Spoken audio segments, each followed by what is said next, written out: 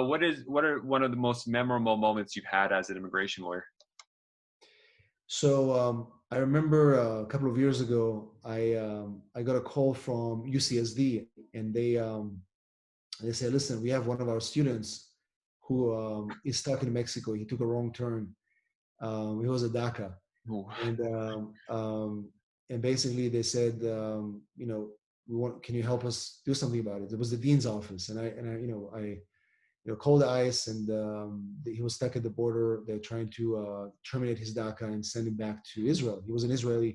Oh, Uh, interesting. he came here as a young Right. kid. His parents are illegal, and so I called ICE. They wouldn't do anything about it. So it's been 2 days, and pressure is being starting to mount. Right. So we're getting one of the news.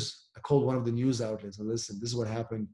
This could be a great story. And then the story broke the next day, and then other news outlets picked it up. So within 2 days, I was on 27 news outlets, Wow. including CNN, including NBC.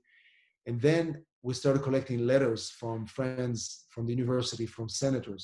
So we Mhm. had two senators, we had Kamala Harris, and then she helped me join another 15. And we came with a stack like this to ICE, and we shipped it over. And then I go to visit him in detention. I'm like, what, I'm trying to, at least get him getting some benefits over there. And literally the day I walk in there, they let him out.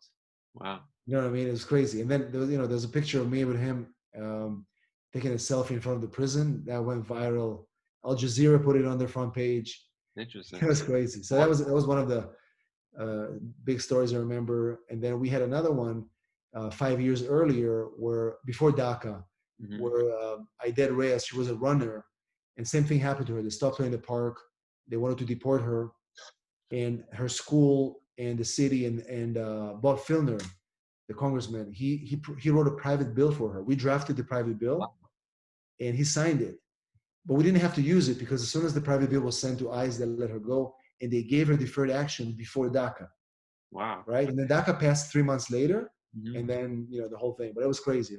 So those are the stories that you feel like you can actually make a difference, Mhm. because I mean there was no really rules that we used. We just used some creativity, and you know what I mean. So much of immigration practice is that creativity. Just like how could you It is, possibly right? yeah. Like when you're doing an EB1 or something, it's really about presentation and how you sell it really more than it's not law because 100%. the way they analyze stuff is so subjective. Yeah, absolutely.